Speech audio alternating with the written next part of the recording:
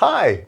Quite a few of you have been in touch to ask if we could make a video about how serialism works.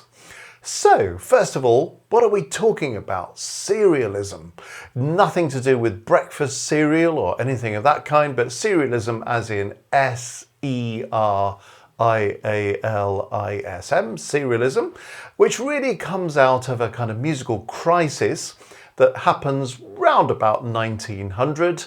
But on the build up to 1900, music has become increasingly chromatic in the hands of composers like Wagner and Liszt. And so we get to a point where the major-minor system is really starting to break down a bit, and people react to this in various ways. Well, one reaction is taken by a group of composers known as the Second Viennese School, and they're led by Schoenberg with his two disciples Berg and Webern. So what we're going to do now is just see how the system that they devised actually works, how it gets used in composing a piece of music. So if you want to try writing something using the serial technique, this is how it functions. Some people find it far too rigid. Some people find that the results of it are too dissonant for their taste. That's absolutely fine. But at least you'll get an idea how the system works, what the Second Viennese School were all about in the hands of Schoenberg primarily, but also Webern and Berg. Well, the idea was this, that the whole system of major and minor keys had kind of broken down, so we need to think again, and really what we're talking about is a system that gives equal rights to all 12 notes of the octave. So if I go up the octave chromatically, C, C sharp, D, E flat, E, F, F sharp, G, G sharp, A sharp, B, and then we're back to C again, aren't we? So we end up with 12 notes. And the idea is, in serialism, is that you take these 12 notes and you organize them in an order of your choice. So some people think this is entirely mathematical, nothing to do with music at all. That's not really entirely true. The idea is to devise the original order of these 12 notes in a way that you find satisfying. So I've just mapped this out on the board and I'll go through and explain how this works. So you can see what I've done here. I've taken all those 12 notes, those 12 semitones of the octave, and I've organized them in an order of my choice. And I've numbered them so you can see which note is where. So we've got all 12 notes. Now the thing is this, you can't have the same note more than once. So every single note must be different. It doesn't matter if you call note number 8 F sharp or G flat, that's fine, but every note's got to be different. So I've got a C sharp, a D, an E flat, an E, an F sharp, a G sharp, an A B flat, a B, a C, and we're back to where we started. So you see how that goes. So one of every single note of those 12 notes of the scale, organize them in some kind of order. So here's the order that I've organized them in for this purpose. So we've got G, C sharp, C, A, B flat, D, E flat, F sharp, F, B, E, G sharp. So you can make that as dissonant or as consonant as you like. For example, at the end, you'll notice the last three notes, I've purposely organized those to make a kind of E major chord. So there's a kind of implied tonality within the dissonance of the row. You don't have to do that, but you could do. I've got three notes here that kind of could belong to E flat major or B flat major. You know, that's not the idea. We're not trying to gravitate towards keys, but I've tried to design this to show you that you could have things that are amazingly angular and dissonant, but you could also have things that hint at something a little bit more consonant tonal within the row. But at the start, I've purposely started with this augmented fourth, and then the contradiction of the C sharp followed by the C natural, so that's more dissonant.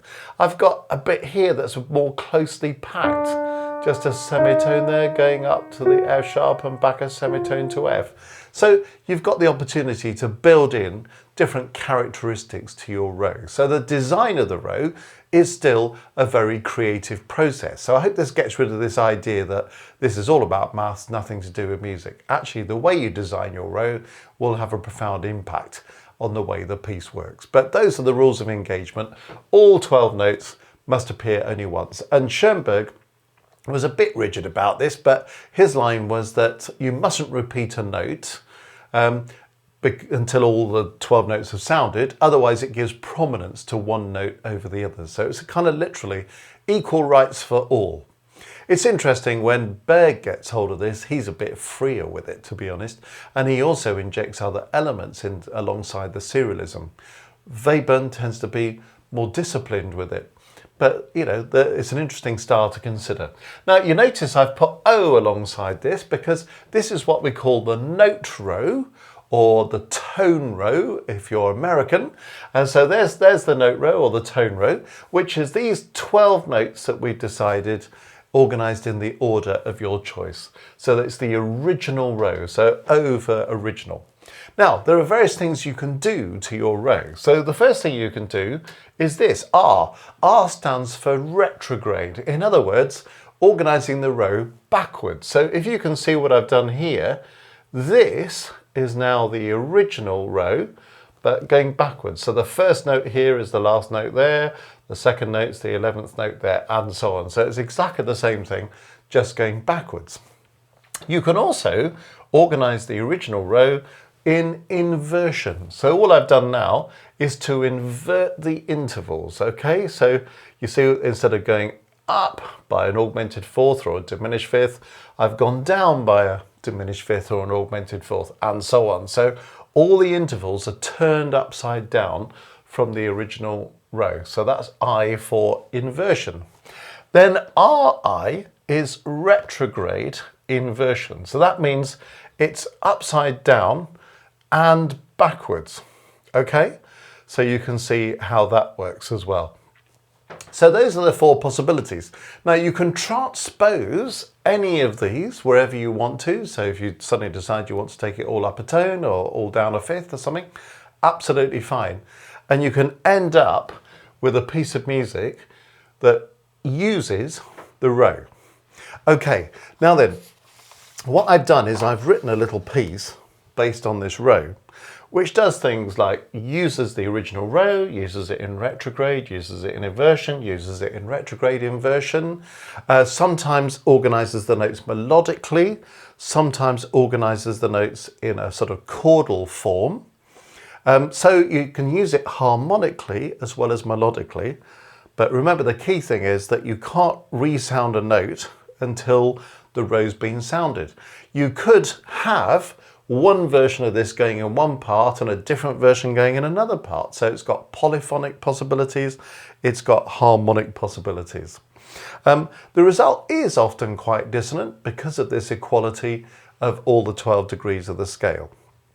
But here's just an example of a piece that I've put together based on this row. And it starts off with a statement of the original row. But you can see that even though the pitch is serialized, nothing else is. So you can very conventionally decide on a time signature. I've written a 3/4 time signature. I've got dynamics, I've got phrasing. I've got rhythms that are perfectly traditional. Other people later on, people like Boulez later in the 20th century, decided to serialize other elements of the music as well. Schoenberg and the Second Viennese School were only serializing pitch. Anyway, just to give you a flavour of how this stuff on the board might turn into a piece of music, here's one what I wrote earlier.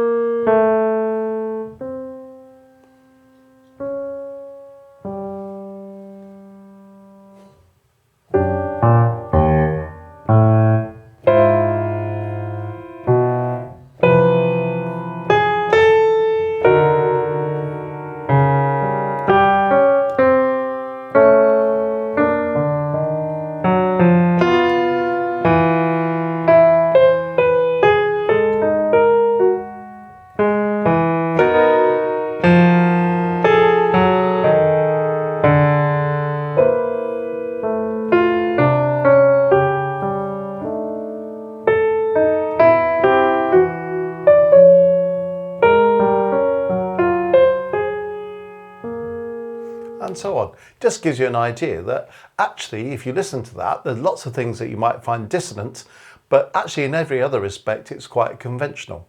But do you see how you can use these 4 versions in different transpositions to generate a melodic line, to generate chords, to have different versions of the road going on simultaneously? So this is the method that I'm trying to demonstrate for serialism. So I know there are lots of composers out there, because you've been in touch with me wanting to know, well, if I wanted to write a serial piece, how would I do it? Well, this is how you would do it. There's an example of what it could sound like. So if serialism is your thing, enjoy working with your note row. And if it's not your thing, that's fine. But at least now you know how it works and what it's all about.